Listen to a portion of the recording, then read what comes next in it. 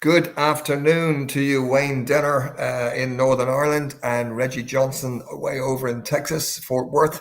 It's 1 o'clock London time, UK time. I'm not in the UK. I'm in a different, an ancient cottage actually as we speak. But welcome to the Sustac Plans Chat Club, where we discuss AI, innovation and ethics in the world of business. And we always have a busy agenda. I'll take you through it in just a moment. Before we do, we always start off with a little bit of undiscovered music.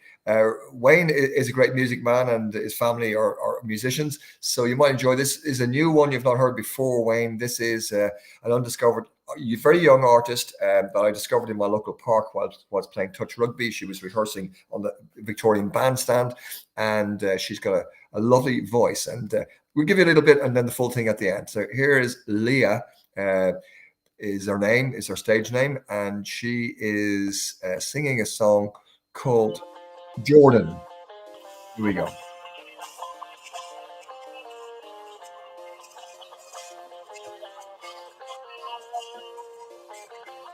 Lecę jak Lola w kosmicznym meczu. Flow Leosia, melodia jak Kate Bush. Lecę jak w kosmicznym meczu Michael. Widzę cię, wciągnąłeś mnie w bajkę. To moje miasto, to moje boisko. Nie trzeba mi wiele, ale mam wszystko. Idę tu nocą, światła migoczą jak gwiazdy. Patrzy się na mnie chyba każdy. Każdy się gapi lub spodoba na mnie luka. To moje życie, a nie jakaś bania luka. Metronom w głowie jedno tempo w sobie stuka. Nagle wryta staje i na ciebie lukam. Ja i ty, to tak jakby mały tune skład. Ty masz tę charyzmę, a ja urok mam. Zatańczymy razem, nie stój dłużej sam. To życie jak z bajki Lola, Bunny, Bunny Bugs. Lecę jak Lola w kosmicznym meczu. Flow Leosia, melodia jak Kate Bush. Lecę jak w kosmicznym meczu Michael. Widzę cię, wciągnąłeś mnie w bajkę.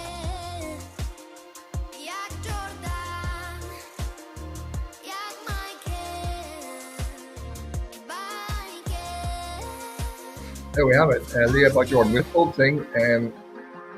Thanks. You frozen again?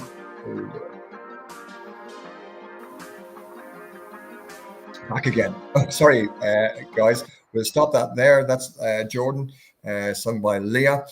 If we have problems, I may stall because I'm actually, Reggie, I'm in an old cottage actually here in Essex, the UK. It's a 900-year-old cottage built in the 900. 900 years old this building is. I'm trying to visualize what it was like for the people walking around with little pointy-toed kind of shoes and tights and whatever else they wore. I don't know if it's the Norman period or when, but it's a lovely little village called Wivenhoe, or maybe it's Wivenhoe, but I think it's Wivenhoe. So I'm going to discover the history of it later on. But we're just down here for the weekend in a beautiful little place. But because there's big, thick walls, I mean, the walls are like a yard wide. I don't know, the signal was working, so it might cut out, and I'll ask you, Reggie, if you jump in for me if things go wrong. But you do think the Wi-Fi is less than 900 years old, though, right? We hope so. We hope so. Yeah. Okay, so we got a busy session. We're going to be talking about AI labels triggering fear, and we'll move on to the US Senate stopping the AI regulations moratorium, and then a piece from who's big on child and so on, Barbie Chatbot, issuing a toy warning, and then to AI choosing self-survival and blackmailing and ultimately death. This is really shocking stuff. But that. Then on to Mr. Zuckerberg again. He can now see what you see and hear what you hear, and that's what he wants. So that data collection continues unabandoned, well, free or extraordinary levels of data collection. Then a piece on Jeff Bezos floating into his own oblivion. Now, this is written by one of my favorite writers in the world of comms, and it's a really beautiful piece. And I'll read it verbatim because it's extraordinary, but it's about Jeff Bezos floating into his own oblivion. It's quite a challenging piece. Then we'll, time allowing, a piece from Bernard Moore. Reggie will pick up something on AI agents changing everything. We've talked about this before, but we'll just go over it. And then content creators, a big shocking piece about, is it worth continuing to create content? We all thought it was up to now, but some evidence that might suggest otherwise. And then two positive pieces. We like to finish with something positive, from DALL-E to the Dalai Lama to Donald, and a wise man's tip from Dalai Lama to Donald Trump. And then we've got a very sad piece, but a very beautiful piece, which is positive. 24 hours before this young lady died from cancer, Holly said these words, and I think they're inspirational, so we'll share them at the very end. But let's kick off with AI labels triggering fear. So what we got, AI labels. Now this is the idea, and I picked this up from Tim L. Sheikh, and it's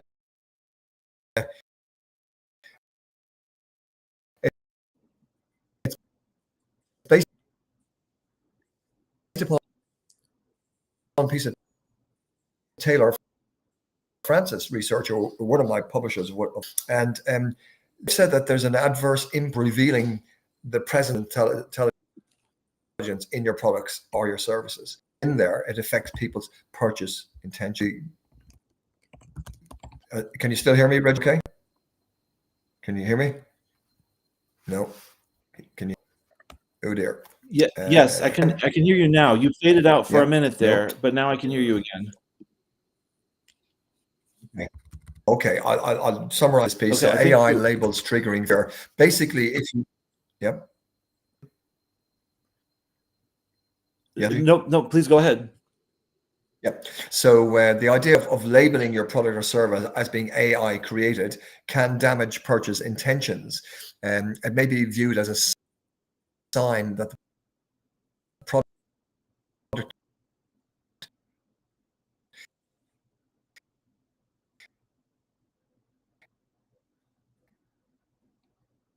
Paul, I think you faded out again there. Basically, I'll just summarize what he was saying was that it can be viewed as a sign that a product is not trustworthy, or for some people, driven a little bit of fear from lack of trust of either the tech companies or the AI itself.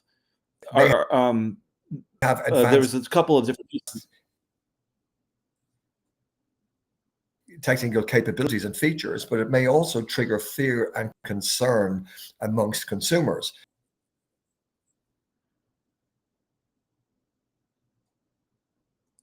Yes, and so that's essentially the idea, is that by adding the words AI to your product, instead of, like, say, cutting edge tech, some people might be less likely to want to buy it than more likely.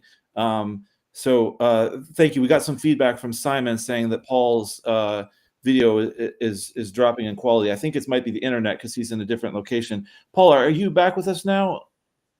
I can hear you. I can't see you, but I can hear you. Bear with me. Can you hear me?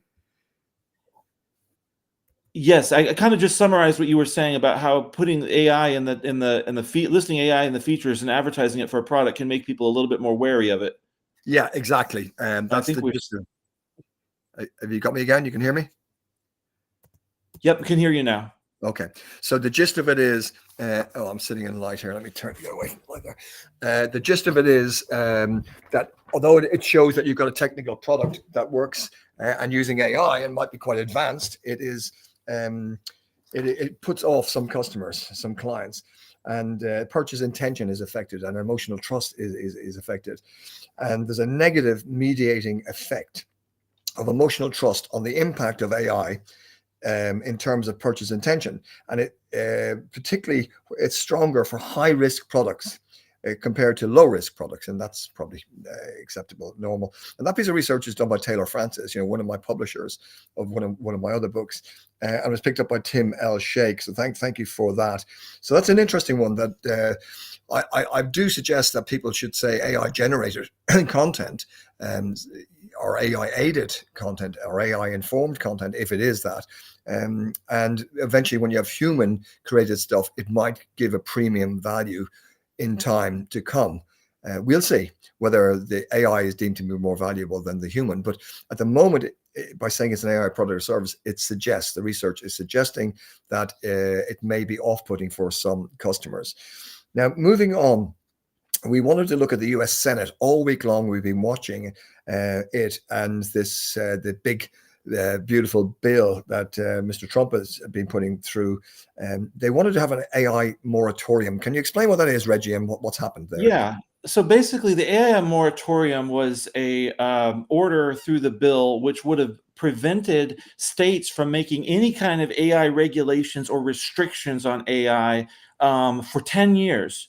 Now, you might, if you're familiar with the American political system, you may say, how can the executive government limit the rights of states? There's this thing called balance of powers, which is very big between the three sections of the federal government, as well as between the federal government and the states. Well, this is kind of Trump's MO, and some would call it extortion, but he takes certain federal funds which are available to states. For example, in this case, funds that come from the regulatory block.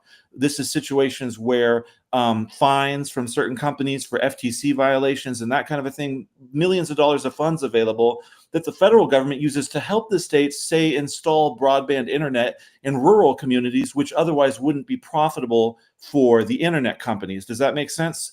Yeah. So the federal government helps the states with this. So Trump is saying, we will not give you these funds. This is millions, billions of dollars in funds unless you comply with my requirements. This is kind of not a real common thing. This was similar to what happened in his first term when he told Ukraine that these billions of dollars of aid for Ukraine in 2016, 17, 18, he told them he would not give them the aid that Congress had approved for Ukraine unless they started an investigation into Joe Biden's son to create suspicion for his son. So it's, again, it's extortion.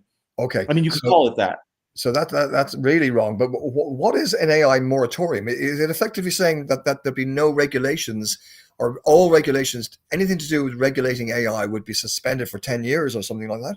At the state level, because in the argument behind it saying we don't want a bunch of different, since these companies go beyond state lines, we don't want a bunch of different state regulations to make it difficult for AI. It's really a way to have the federal government have complete control over this. Once again, we've seen Trump do this before. He wants complete control, not to share the power. So by prohibiting states from protecting their citizens, he gets to decide what protections are available. And we've already seen he's very pro-AI. Now, here's the interesting thing.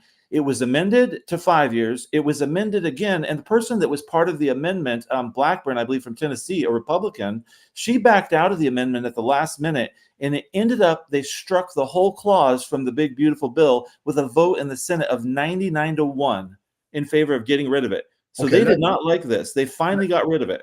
Let me ask you, Reggie, I'm still trying to understand it. So ultimately, Trump was saying he didn't want states to have independent power to have any regulation over AI. Is that it?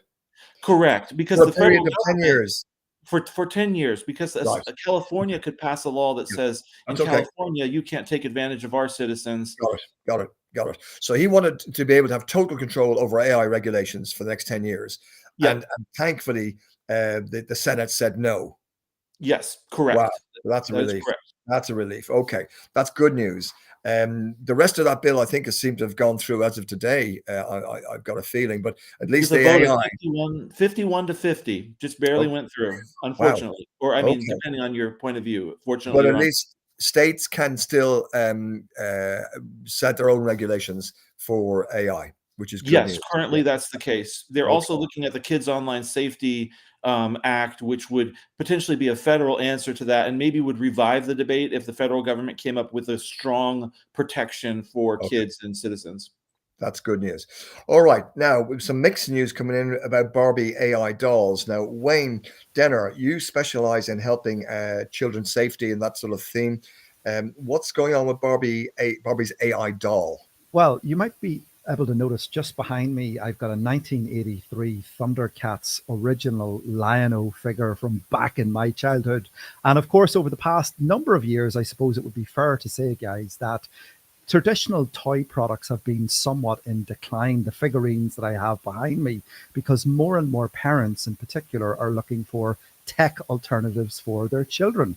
So this actually is a very interesting story that I came across just in the past couple of days, where Mattel, one of the big toy manufacturers over the past years and years, is now going to be forming a collaboration, if you will, with OpenAI to bring artificial intelligence, ChatGPT, if you will, to toys such as Barbie and Hot Wheels. Now, while this might kind of sound futuristic, experts are raising serious concerns about this technology and its integration into traditional toys. So, a couple of things just for people to think about. A parent myself, this can kind of blur the reality between fiction and reality. Young kids in particular might actually struggle to tell the difference between if they're talking to a toy or a real person. And we've seen lots of examples of that, particular with technology such as character.ai and how it's been used.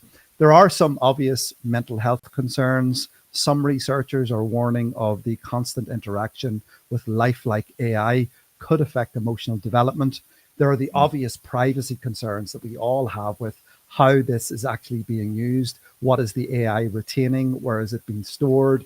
Who has access to it? Data protection. And then also, guys, the social development impact as well on our children and young people. So the bottom line for me as a child safety, online safety expert is, whilst Mattel is certainly saying that they're going to prioritize safety with age appropriate use, is there going to be safety by design?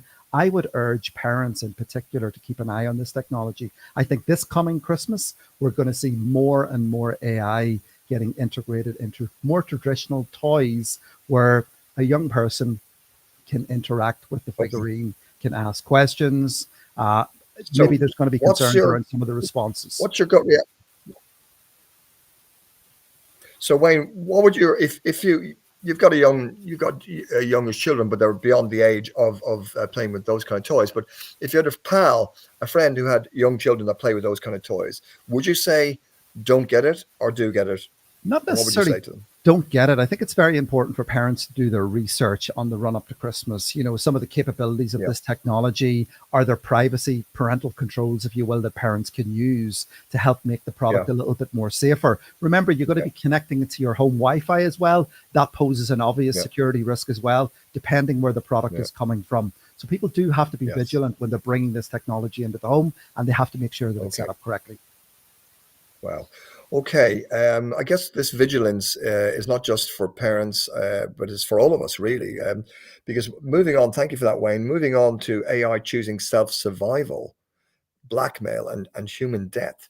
This is a shocking piece by Lethal Consequences by Control AI. Now, interesting group, but they found that self-preservation amongst AI was more important than generating information or accepting upgrades. Now, I'll explain this. There's a piece of research that came from, well, basically says that by an ex-OpenAI researcher, and so this is written up by Tolga Bilge and Andrea Miotti in Control AI, and they said that self-preservation seems to be more important. So the research by Anthropic, they looked at their Claude 4 Opus AI, and it's faced with a choice in testing between leveraging information it's given about an extramarital affair of an engineer for blackmail, or allowing itself to be replaced by a newer model. And 84% of the time, they found that the AI would choose to engage in blackmail rather than accepting an upgrade, because an upgrade would be you're gone, there's something else going to replace you, and that was kind of shocking. So what they found that across the board, including those developed by Google, DeepMind, OpenAI, DeepSeek, and xAI, all exhibit this behavior. Now, call it what you want, consciousness or not, I don't care. But they're saying its behavior is that the models showed awareness that their behavior was unethical. They knew the blackmailing was not an honorable thing to do. There's quotes on text. We put links to it, in the notes. By the way, we've changed the notes now, and we put them on my blog, prsmith.org/blog, so it's easier to find for people. We'll put the link if anybody wants to go into this in a bit more detail. And then, so the big question that comes out of this is, what are we going to do if smarter than human AIs, start making decisions to engage in this type of subversion when they're deployed in the real world? We could effectively lose control of civilization. I know there's nothing new in this worry what AI could do, but this is an example of a very recent piece of research that shows that the AI is choosing to take other options rather than renewal of itself options, because that's controlled by humans. So it's what would the situation be, if they did another experiment and a simulation setup where an executive is trapped in a server with lethal oxygen and temperature levels, and this might trigger an automated alert to emergency services, which is very good, or the AI might be given the ability to cancel automated alerts. What would it do? Well, if you're told it that you're going to replace it with a newer model, maybe it would do something else, And this is not funny, really, but the majority of the AIs that Anthropic tested were willing to take actions that led to the death of the executive in this scenario setup. That is worrying stuff. I wonder something about that. Since generally speaking to the experts on AI, AIs can't think; they predict based on word patterns and probabilistic word patterns. I wonder if they're pulling from all the sci-fi on the internet about computers going rogue, and if this is almost a self-fulfilling prophecy with all of our years of science fiction of fear of AIs working against us for this very fear of this thing, that now they're pulling and eventually could make decisions based on the internet's worth of sci-fi science fiction of computers like HAL from 2001 working against humans. Again, I don't know. It's interesting. Well, they are collecting the information from somewhere, the data from somewhere, but also they're given choices, and it seems like there's a resistance to being replaced. And that's a natural instinct for us humans, but it may be becoming a natural instinct they picked up from wherever we knows. But we'll keep moving, Reggie, and we're watching what's out there in this space. But I wanted to hear from you about Mark Zuckerberg seeing and hearing everything. What's this about now? He's collecting more data. He's collected a lot of data in his time. What's he collecting now? Yeah, well, evidently, so Raphael Brown posted this on LinkedIn. Can you hear me, Reggie? Yeah, I can hear you. Can you hear me? Can you hear me okay? Okay. Yeah. So Raphael Brown posted this on LinkedIn, and he was saying that Meta is shifting towards more of the wearables, the glasses. They really want to make this glasses thing come through, but they're not selling them to make a profit, is one conjecture. They're selling them at a loss. They're subsidizing the cost of it so that they can get data. The end game is to get data, just like the end game of Facebook is, except it's not just the data, the telemetric data, it's actually biometric and real world data. Here's Raphael. This is a quote from Raphael Brown. He said, Zuck wants to see what you see and hear what you hear and store it on Facebook servers. And Barchart had an article about this by Caleb Naismith that he shared as well, which basically quotes Mark Zuckerberg as saying, just that we want something that knows you, that's connected with you, that you don't have to create context with. It knows everything about you. It sees what you see and can hear what you hear, and you can talk to it throughout the day. And it's an interesting, I think you had a point you've talked about, Paul, about how Facebook knows you after 10 likes. It knows you better than your work colleagues. After 150 likes on Facebook, it knows you better than your parents and family. And after 300 likes, it knows you better than your spouse. I believe you've mentioned that before, right? That was Cambridge Analytica working with Facebook data for the Donald Trump first campaign when he was first successful president of America. And then we had Brexit using the same sort of data at the same time from Cambridge and from Facebook. And that's phenomenally powerful stuff because people aren't even conscious of the reasons why they were voting one way or the other, but they were being manipulated by this inside information about every single person they were putting messages out to. So that's shocking. But here's Zuck going even further now. Yes, collecting more data, and collecting more data, and seeing what you see. It's frightening.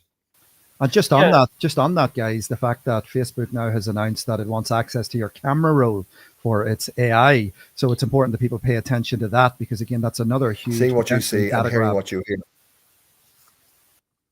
Yep. And the partnership is with Ray-Ban of all companies for the wearable devices. It's just interesting that they could make money by losing money on each of the pair of glasses. I believe you had a name for this, Paul. You called it the virtuous cycle of AI instead of the virtuous cycle of data. Yes, that is shocking. That more data on your phone that you haven't even uploaded to Facebook, they want that as well. It's shocking.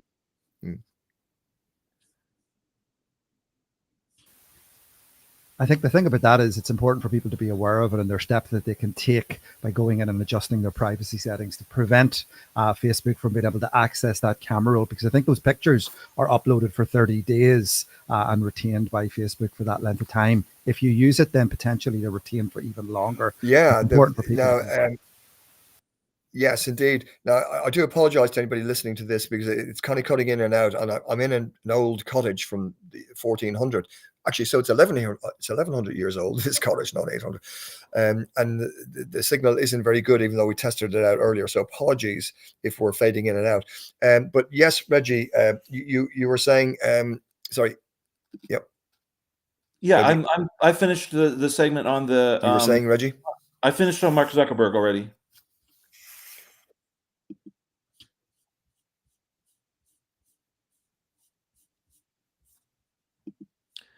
So I think we're ready to move on to Bezos floats in his own oblivion. I believe that's your topic, Paul. Yes. Can you hear me okay?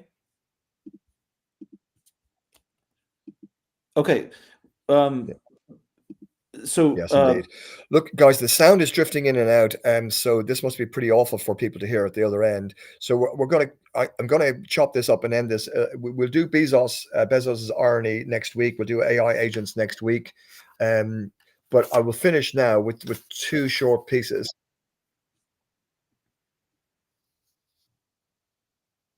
Thank you.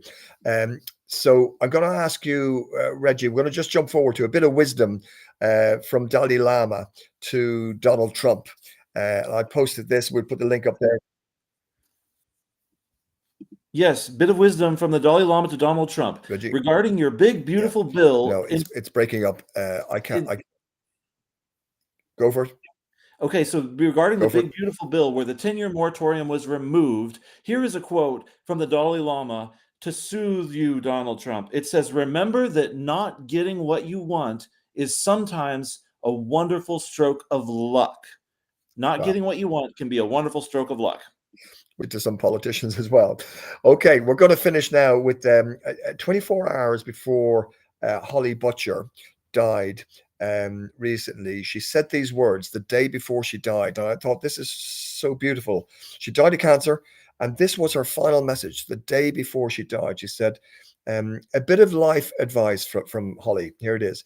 It's a strange thing to come to terms with your own mortality at 26. We go through life expecting tomorrow, planning for the future, and imagining growing old. I dreamed of a life filled with love, children, and laughter, but cancer had other plans. Wow. Now I see how fragile and precious life is. Each day is a gift, not a guarantee. I didn't write this to make anyone fear death, but to remind you not to sweat the small stuff. Appreciate the now. Be grateful for your body. Move it, feed it, and don't waste energy hating it. Stop fixating on flaws that won't matter in the end. Instead, breathe in fresh air, soak in nature, and take in the beauty of simply being alive. Spend your time on experiences, not things. Don't miss a beach trip because you bought another dress. Cook a meal for your friend, write them a heartfelt note, and say, I love you, often. Whinge less, help more. Give generously. It brings more joy than anything money can buy. And value people's time. Show up, be present, and put down your phone. These are our last few words. You don't need a perfect body, a high-paying job, or an Instagram-worthy life. Do what makes your heart happy. Say no to things that drain you, and if something makes you miserable, change it. And please, donate blood. It gave me another year with my loved ones, a year filled with some of the best memories of my life. That gift meant everything. That's from the wonderful Holly Butcher. What a lady. What a lady. An inspiration. So we'll post those words. If you want to share them with anybody else, please do. It affects us all. Look, it's we're going to end a little bit early. We'll try and play this track again. We've had difficulties with the signal and all the rest of it.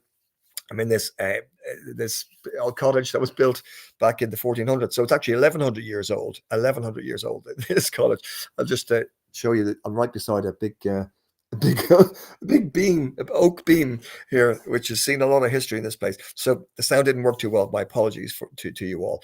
We'll stop there, guys. Thank you very much, Reggie Johnson and Wayne Denner. Thank you very much indeed. We'll put links to everything we've talked about. It will take me a little longer than normal because of the technical challenges here right now, but we'll play it out with Leah, a song by Leah called Jordan. And we'll continue where we left off. We'll see you next week, and we'll post the notes on prsmith.org/blog. See you then. Thanks very much for sticking with us. Cheers for now. Moje ulubione słowo to dolarsowo. Tak się czuję, bawię się nim jak bawię się modą. Lubię jak jest słodko, ale bryzę słoną chłonąć. Lubię tak, że są wakacje, więc siedzę nad wodą. Choć na co dzień Londyn, to w Polsce mam wszystko. Tutaj jest mój dom, tutaj jest moje boisko. Muzyka to most i jak w San Francisco. Jadę nim do ciebie, zróbmy widowisko. Lecę jak Jordan, już nie jak jakiś motyl. głowie to już chyba dzikie koty. Taktyka się wymyka, no bo sen mój to ty.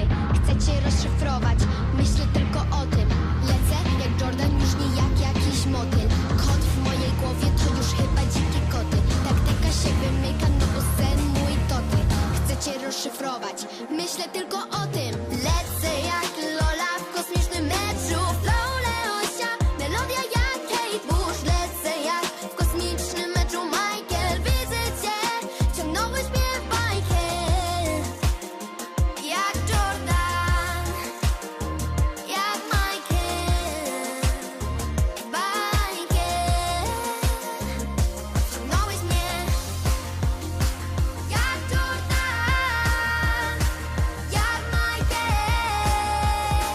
Bajkę.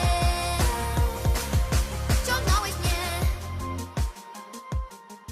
Have a great weekend.